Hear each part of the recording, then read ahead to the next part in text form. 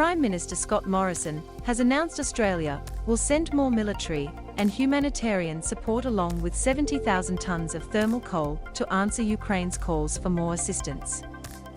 Prime Minister Scott Morrison has announced Australia will provide further support for Ukraine as they continue to resist Russia's invasion.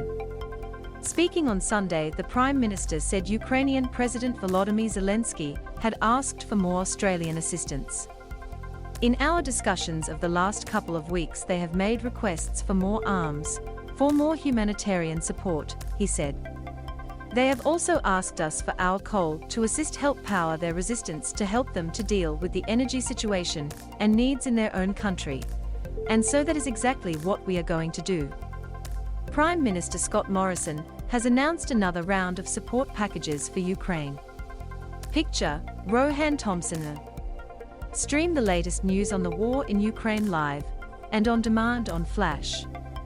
25+ news channels in one place.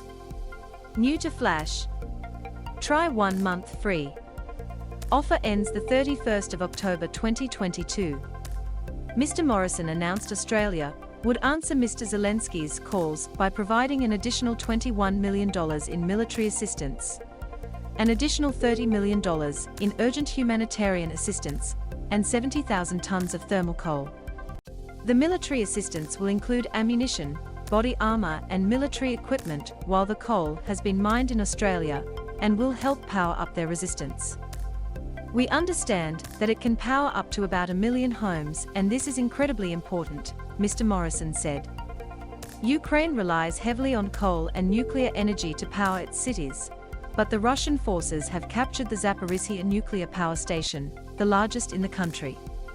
Australia's additional $30 million in humanitarian support will be split up into 4 sectors to help those most at risk. The humanitarian assistance includes $10 million to go towards education and critical protection for children, people with disabilities, and those at risk of gender-based violence.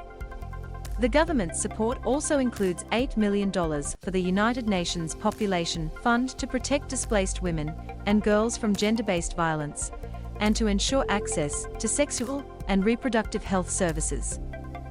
Another $10 million to the World Food Programme to address critical food shortages, while the final $2 million will go towards the Emergency Action Alliance Ukraine appeal. Foreign Affairs Minister Maurice Payne said the invasion was creating the fastest-growing refugee crisis since the Second World War. Currently, we see about 6.5 million people internally displaced and a further 3.3 million having fled to neighboring countries. More than half of those are children, she said.